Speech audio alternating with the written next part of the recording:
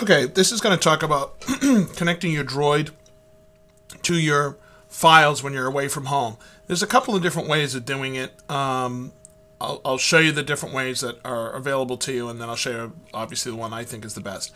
All right, the first thing is that you need to set up a VPN on your home server or your home computer. If you don't know how to do that, send me an email. I'll make a video on that. But we're going to assume that you've already set up the VPN software on your home computer, and basically you just now need to connect up to it. Now there's a couple of different things that goes on with this VPN, virtual private network, so that you can get to your files. The first thing is that, which I'm finding, and if I'm wrong, somebody let me know, but I'm finding I can only use the VPN setting when I'm on Wi-Fi as opposed to when I'm just out and about. That's kind of a pain for me because I may want to access my files and I may not have access to Wi-Fi. I'm just walking down the street. I don't want to be able to have to use that. But in any event, so normally what happens is I would come to my network, I would go to VPN, and then I would have my VPN settings already set up. So I've already told it where the server is.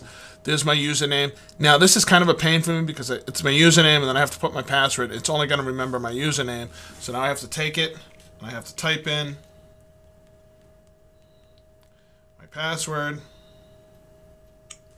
and hit connect. Now I'm actually having a little bit of problems here. So if it doesn't work 100%, that's because I'm having some networking issues here. Okay, so I am connected. It thinks it's connected to my home server. And then at that particular point, what I would normally do to access my files is I've actually dragged up the icon that says files, and then I have phone files and shared folders. When I click on share folders, it shows me the folders that are available to me. There's really only one folder that I need to access, and of course, because it thinks I'm on my home network, it's the 10.1.10.100. That's why I don't need to grade this out. It's not an actual IP address. Yours might be a 192.168, blah, blah, blah, blah, blah, blah, blah, blah, blah. Now, this is iffy. Sometimes it works, sometimes it doesn't. I have some issues. It depends upon where I'm at, whether I get through it. I don't think it's going to work now because I'm hooked onto the same network, so I'm actually behind the same firewall. In any event, that's one way to do it. If you're okay, there it goes. All right, so then here I have access to that. I've actually made a directory called Droid Pro, and like I said, it's a little slow, it's a little iffy, but it will work under most circumstances. So it's going to go off and try and find that directory, and we'll get that directory. So then I have the ability of copying a file, coming in here, pasting the file, or coming in here, grabbing a file. So again, here I have. So I'm going to come, you can't actually see me, but I'm going to actually go to that drive. Let's see if I can, I'm on my computer, so I'm going to actually go to that drive. I think, which one is that one? I think that's this one. Is that really this one? I think it is. Methinks Popeye says. Methinks it's that one. In any event, and then what I would be able to do is, create a directory and move. Oh, you know what it is? It's the MCE. That's what it is. Which is 10.1.10.100. I believe is that one. No, I think it was 101 then. 101. All right. In any event, you get the basic idea that now I'm connected to another system. I then have that ability to copy files and folders back and forth without there being any issue. Let me just type one thing real quick. See if I can just... Okay, alright, you get the idea.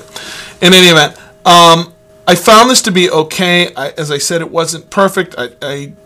Again, if somebody wants to tell me different, that's fine. But I find I have to have a Wi-Fi connection in order to use that, which I didn't find that to be too thrilling. The other thing I had a problem with is I have to keep putting in the VPN information. So that's kind of a pain in the butt too. All right. So here's a couple of things that you can do. So I did some research. I did some checking around, and I found an app called OneClick. And OneClick basically is a one-click. You basically put in all your VPN information, and then it gives you a widget, and that one widget will connect you or disconnect you from your VPN. So I have that now. So if I click that, it disconnects me from the VPN. If I click it, it goes and does the VPN. I don't have to type my password in every single time, and there it is, I'm connected again. All right, so if you are going to use the VPN, I would strongly suggest one click. It's a lot easier than, again, you already have security on your phone if somebody takes your phone and so on and so forth. So I don't see the need to have to keep putting this information in. Plus, again, you can remotely wipe your phone, yada, yada, yada. All right, so that's one way to do it. Another quick thing that I want to show you is, again, if you are using Wi-Fi, I found another app called Wi-Fi Buddy. And Wi-Fi Buddy will show you all the ones in the area and allow you to very quickly move between access points, as opposed to going settings, manage, blah, blah, blah, blah, blah, blah, blah. I just find it's a lot easier. I hit Wi-Fi Buddy. I found what I want. It also gives me some information as far as signal strength is concerned, and so I can click on to the most appropriate one.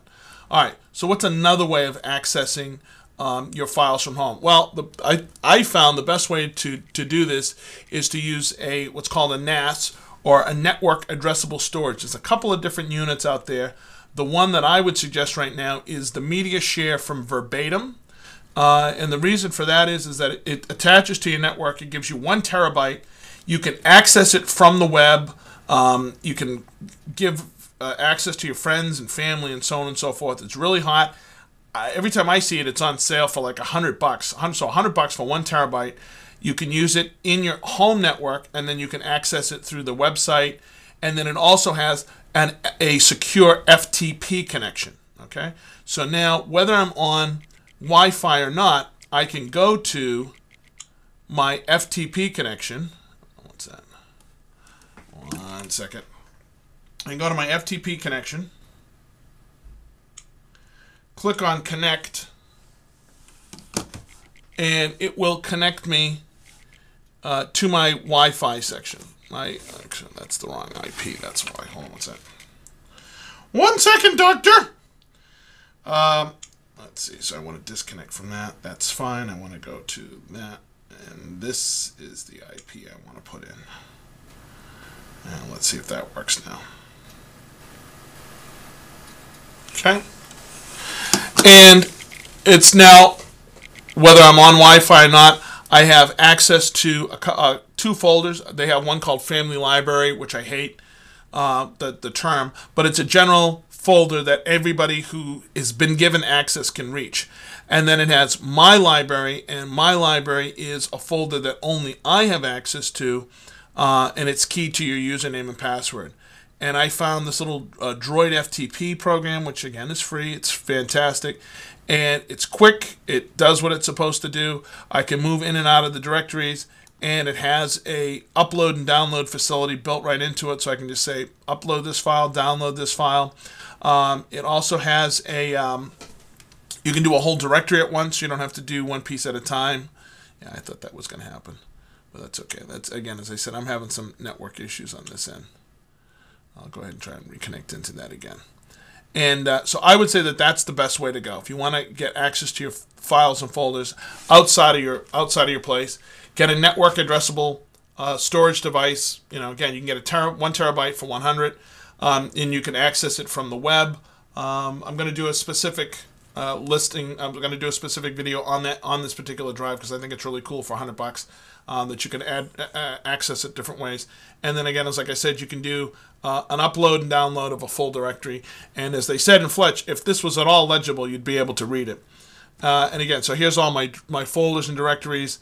And I've been doing things like moving files up, pictures that I have, and moving them up there and bringing them down, and so on and so forth. All right, so that's the way I would go.